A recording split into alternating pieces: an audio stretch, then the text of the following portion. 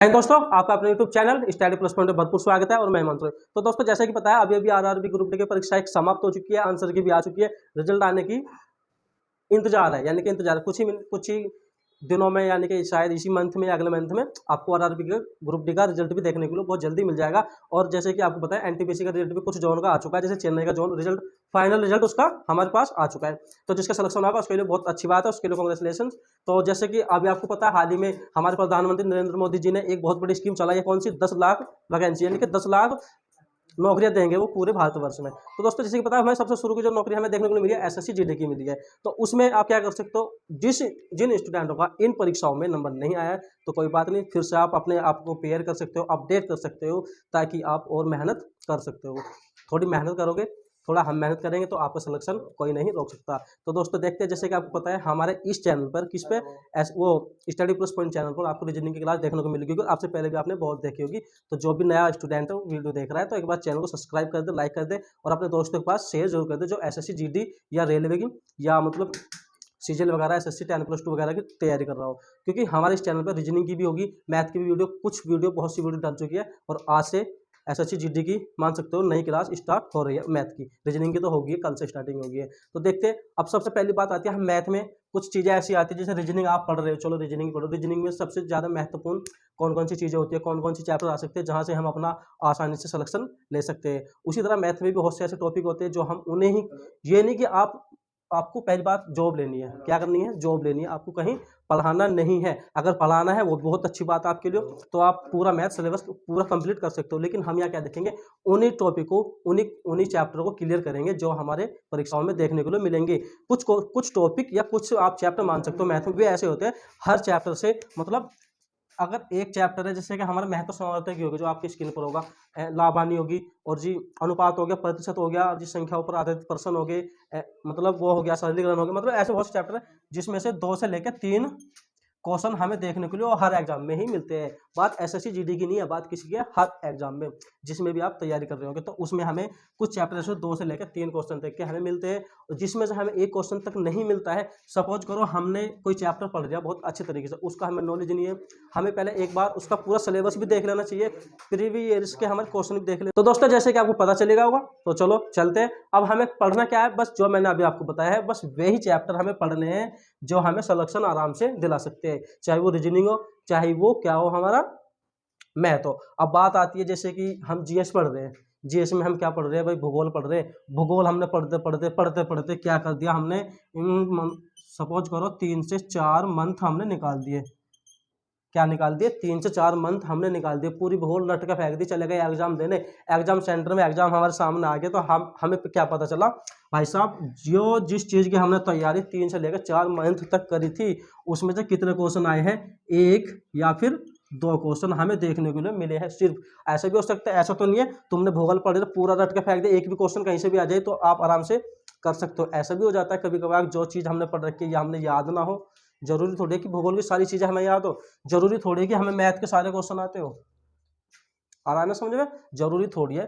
तो भाई मेरा मानना तो ये है, जिस टॉपिक से बस ज़्यादातर क्वेश्चन हमारे पूछे जा रहे हैं, क्योंकि आपको सिलेक्शन में तो मतलब है, उसी टॉपिक को उठाओ, उसे ही क्लियर कर लो।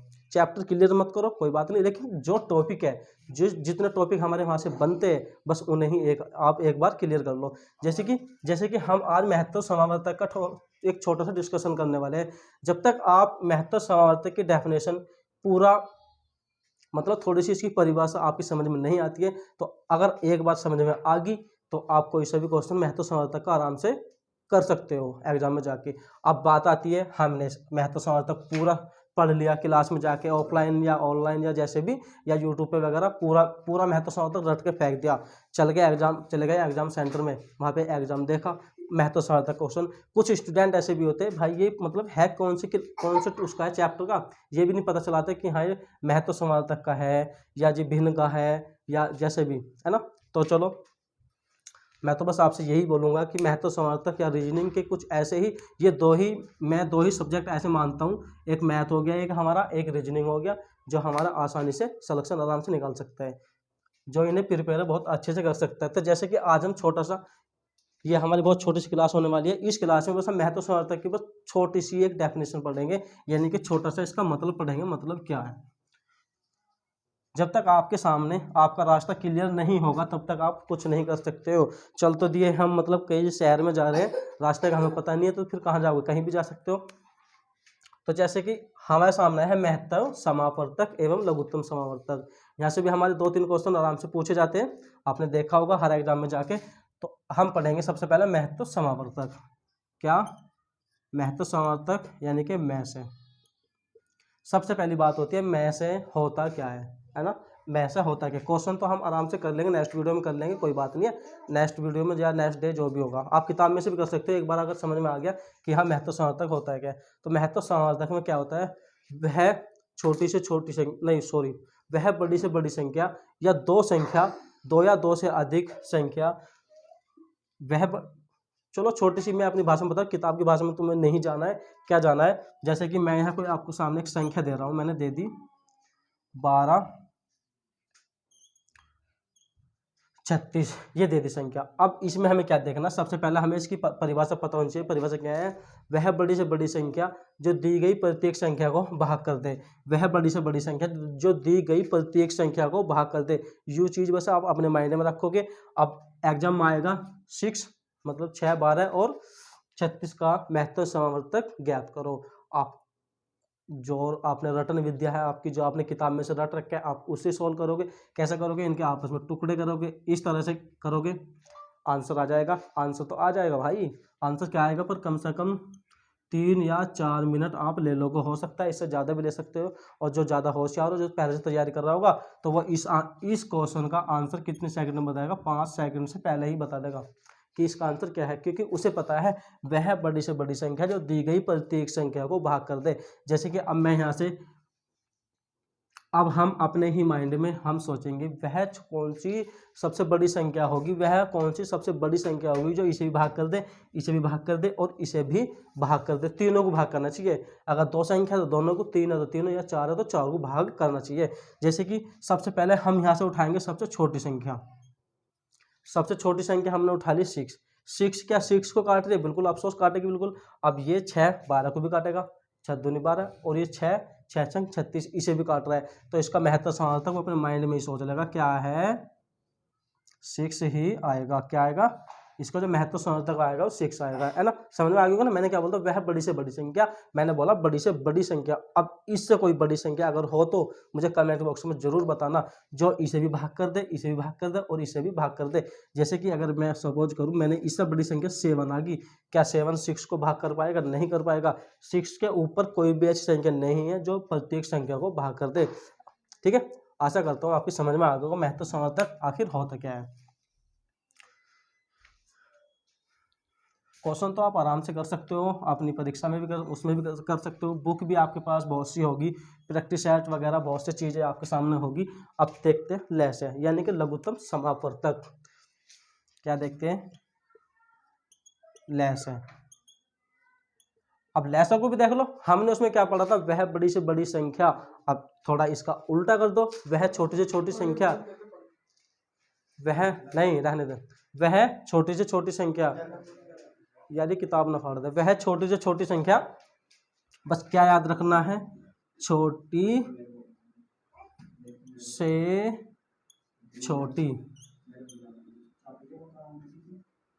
वह छोटी से छोटी संख्या जो दी गई प्रत्येक संख्या से भाग हो जाए।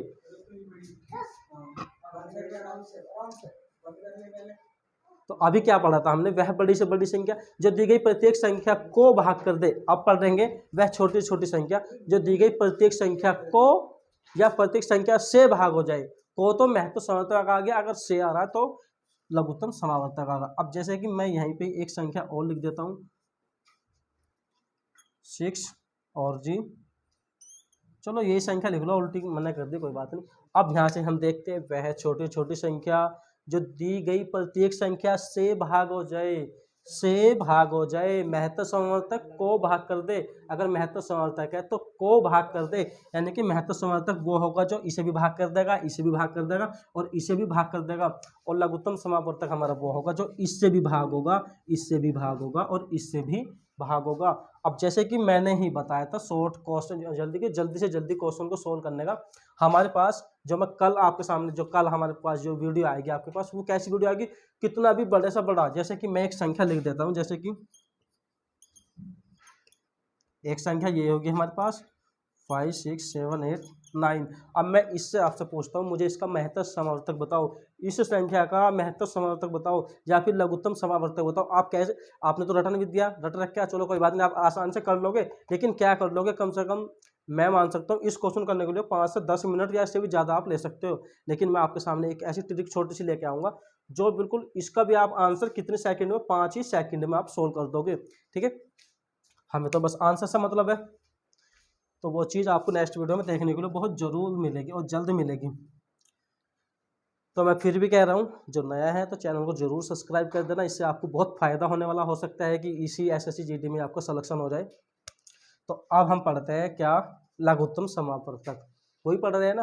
तो अब मैंने क्या बोला, छोटी से छोटी संख्या, छोटी से छोटी तो बोल दी, लेकिन लघुत्तम समावर्तक दिया, हम उसमें उठाएंगे सबसे बड़ी संख्या, हम उसमें उठाएंगे सबसे बड़ी संख्या। क्या उठाएंगे, सबसे बड़ी। तो सबसे बड़ी हमारी कितनी है, 36। अब क्या बोला था मैंने, याद करो, थोड़ा सा याद करो ना, क्या बोला था, वह दी गई यानी कि दो संख्या हो सकती है या दो से अधिक संख्या होगी, है ना, वह छोटी से छोटी संख्या जो दी गई प्रत्येक संख्या से भाग हो जाए, से बोला था, यानी कि यू संख्या इस 12 से भी भाग होनी चाहिए, 12 तिया 36, कितनी बार होगी, 3 बार, और यू इससे भी भाग होनी चाहिए, कितनी बार होगी, वो 6 बार होगी, और 36 से यू भी भाग होनी चाहिए, कितनी बार होगी, वो 1 बार होगी ना।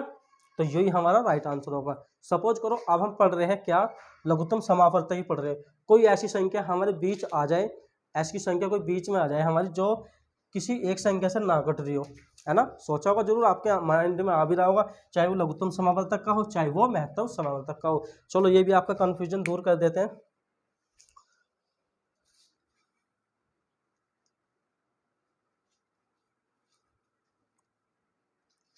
तो दोस्तों जो भी आपका क्वेश्चन हो, आपके माइंड में चल रहा हो, कोई से भी क्वेश्चन हो महत्तम समावर्तक का, या अपनी कुछ भी आप बोलना चाह रहे हो, कमेंट बॉक्स में आकर आराम से बोल सकते हो, कोई प्रॉब्लम नहीं होगी।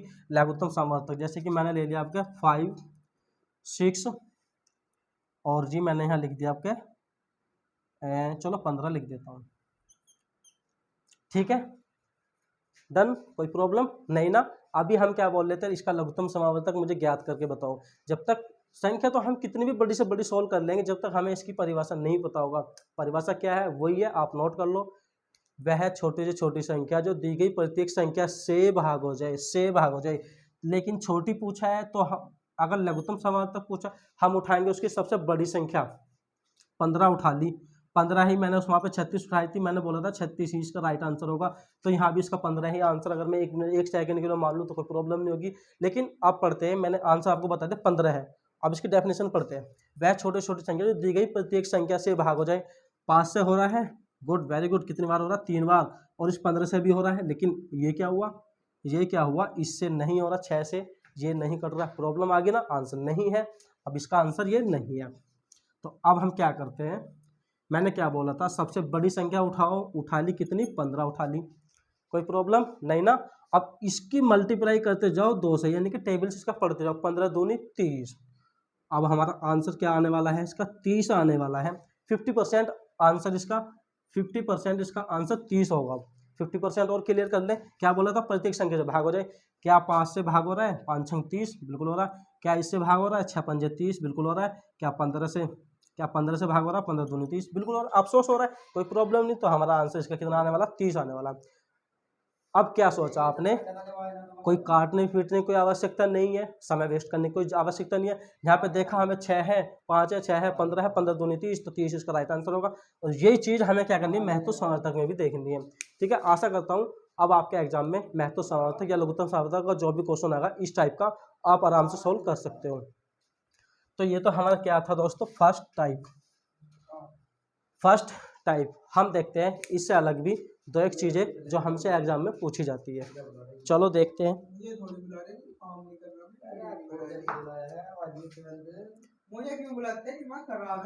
भाई चुप हो जाओ, चुप हो जाओ,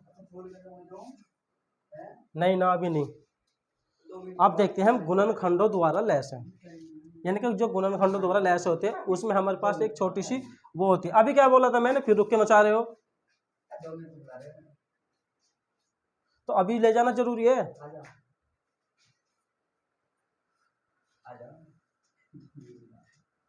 क्या गुणनखंडों द्वारा लैस है, किसके गुणनखंडों द्वारा हम क्या ज्ञात करेंगे, इसका लैस है। जैसे कि इसमें गुणनखंडों द्वारा तो दे दिया, सारे गुणनखंड होते हैं। एक हमें इसके एक टाइप लिख लेते हैं, जैसे कि मैं आपको बता ही दे रहा हूँ।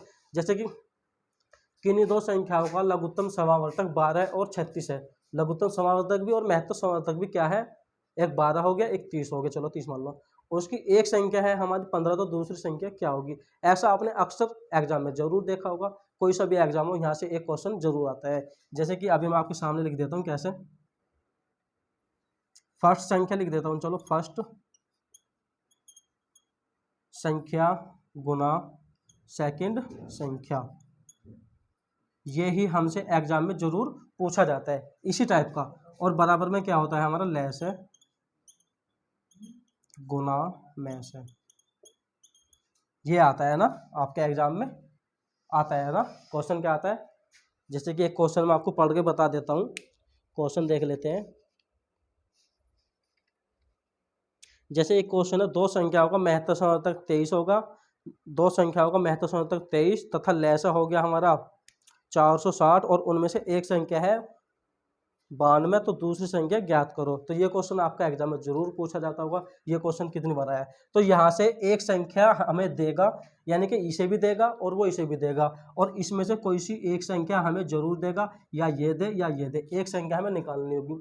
तो दोनों ऑप्शन हम निकाल सकते हैं। अगर हम मुझे निकालनी है फर्स्ट संख्या, अगर मुझे निकालनी है फर्स्ट संख्या, तो जौन सी संख्या मुझे निकालनी है उस संख्या को तो मैं यहीं पे रखूंगा, क्या फर्स्ट संख्या। अब जाओ बराबर में, जो दिया है सेम इसी की तरह ताड़ लो, गुना मैस है, महत्तम समावर्तक या हाईएस्ट कॉमन फैक्टर, ठीक है, लघुत्तम समावर्तक एवं या गुना महत्तम समावर्तक। अब ताड़ते हैं हम कौन सी संख्या बची, सेकंड। तो यहाँ पे वो सेकंड संख्या हमें देगा जरूर, ऐसा नहीं है बिल्कुल देगा, ऑफिशियली उसे देना ही पड़ेगा, ठीक है। अब ये जो हमें संख्या क्या निकल जाएगी, फर्स्ट संख्या। जब भी कभी हमने एग्जाम में पूछ लिया जाए तो कौन सा रूल आप यूज करोगे, ये वाला। फर्स्ट संख्या निकालनी हो तो क्या करेंगे, लैस गुना मैस है, इन आप आगे पीछे भी कर सकते हो, उससे कोई इफेक्ट नहीं पड़ने वाला है। अब यहाँ तक तो समझ रहा होगा आपको या नहीं समझ रहा है, थोड़ी, चलो कोई बात नहीं, यहाँ तक ही चमक रहा है ना। अब मैं इसे यहाँ लिख देता हूँ, यानी कि अगर हमें दे वो क्या दे, चलो मैं यहीं पे कर देता हूँ, आपकी समझ में आ जाएगा, इतना तो इंटेलिजेंट आप हो। फर्स्ट संख्या दी थी, आपका क्या देगा वो सेकंड संख्या, क्या पूछ लेगा, यहाँ तक चमक रहा है ना, देखना एक बार। फर्स्ट संख्या सेकंड संख्या, अब यहाँ क्या करेंगे, सेम जो ऊपर लिख रहा है वो ही रखना है, क्या लैस है गुना मैस है, यही रखना है। नीचे अब क्या रखोगे, यहाँ जब फर्स्ट सेकंड आ गई तो यहाँ क्या रखोगे, फर्स्ट संख्या, फर्स्ट संख्या, और यहाँ से आपका क्या आने वाला है, आंसर आने वाला। आज तो हम छोटा सा बेसिक ही कर रहे हैं, इसमें कोई क्वेश्चन नहीं होगा, कुछ नहीं होगा। जो कल नेक्स्ट वीडियो आएगी उसमें सारे क्वेश्चन आएंगे, और वो भी प्रीवियस इसके, मतलब जो हमारे नेक्स्ट वीडियो में नहीं सॉरी, जो हमारा एसएससी जीडी का भी एग्जाम होता है उसमें पूछे गए हैं, या उससे पहली परीक्षाओं में एसएससी के जितने भी क्वेश्चन पूछे गए हैं, हम इन वीडियो में वही क्वेश्चन सारे कवर करने वाले हैं। तो नए हो तो एक बार सब्सक्राइब कर दो फिर से, कोई बात नहीं, चलो चलते। ये तो क्लियर होगा ना, जिसे उतारना हो भाई वो आराम से उतार सकता है वीडियो को रोक के। कभी फिर ये बोलो समझ में नहीं आया, और जिसकी समझ में नहीं आया एक बार कमेंट बॉक्स में जरूर बता देना, ताकि मैं इस वीडियो को, जरूरी नहीं कि मैं दोबारा भी इस वीडियो को बना सकता हूँ बहुत अच्छे से।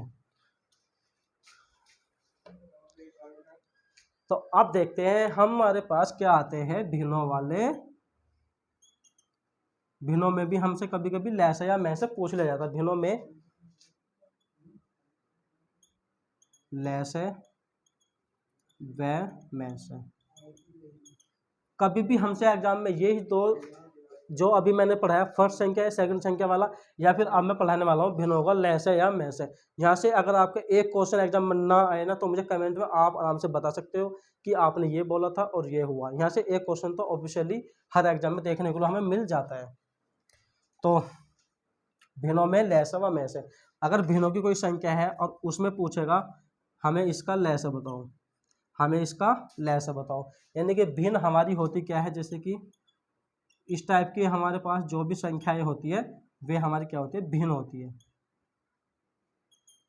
वे हमारी क्या होती है, भिन्न होती है। ठीक है, लैसा पूछ रहा है, भिन्न होगा लैस है, तो हम क्या करेंगे मेरे भाई, हमें करना होगा, अगर यहाँ पे लिख रहा है लैस है, तो जो सबसे ऊपर वाली जो संख्या है या अंश जो है हमारे, हमें क्या लेना पड़ेगा, अंशों का लैस है, क्या, अंशों का लैस है। और जो नीचे हर है, ये अंश है, ऊपर नीचे हर है, हर का क्या लेना पड़ेगा, वह हमें हरों का महत्तव समापवर्तक, हाईएस्ट कॉमन फैक्टर, इसे यूज कर लोगे, लैस है हमारा आराम से निकल जाएगा। ठीक है, अब बात आती है, इसे आप एक बार नोट करते रहना साथों साथ ही, कोई प्रॉब्लम नहीं ना, अगर कोई प्रॉब्लम हो तो मुझे बता देना एक बार। अब देखते हैं हम, हमारा क्या हो गया, लैसा हो गया। अब देखते हैं महत्तव समापवर्तक, इसे आप नोट करते हैं ना साथों साथ ही। अब हमारा जो लास्ट बचेगा महत्तव समापवर्तक, महत्तव समापवर्तक में अब हम क्या करेंगे, जो ऊपर जो अंश है, अंशों का यहाँ पे क्या निकालेंगे हम, अब अंशों का में से और हरों का ले से, कोई प्रॉब्लम नहीं ना। तो दोस्तों जो भी मैंने यहाँ पे नोट किया है, जो भी मैं समझा रहा हूँ, उसे आप एक बार समझ लेना, नोट कर लेना, ताकि आपकी आने वाली परीक्षाओं में, जरूरी नहीं कि हमारा एसएससी जीडी में ही हमसे ये क्वेश्चन पूछे जाए, जो भी आपकी आरआरबी की परीक्षा शायद अब आ सकती है, या एएलपी की वगैरह की, या आरपीएफ में भी, आरपीएफ में ये वीडियो जो मैं मैथ की बताऊँगा मोस्ट इंपॉर्टेंट होने वाली है, और एसएससी जीडी के लिए तो फर्स्ट नंबर पर ये है ही, किस पे, फर्स्ट नंबर पर, क्योंकि उसके ही सारे क्वेश्चन कराए दिए जाएंगे जो हमारे एग्जाम में पूछे जाते हैं। तो दोस्तों आज इतना ही, क्योंकि छोटा सा सिलेबस था, छोटा सा बता दिया। अगर किसी कोई प्रॉब्लम हो तो मैं कल नेक्स्ट वीडियो में भी इसे आप अच्छे से समझा सकता हूँ। जो भी मेरी वीडियो में कुछ प्रॉब्लम आई हो तो आप आराम से बता सकते हो कमेंट बॉक्स में करके, और जो भी नया हो तो वो एक बार जरूर सब्सक्राइब कर दे, ताकि आप अपना लक्ष्य हासिल करना चाहते हो। ठीक है, मिलते हैं चलो नेक्स्ट वीडियो में, जब तक के लिए जय हिंद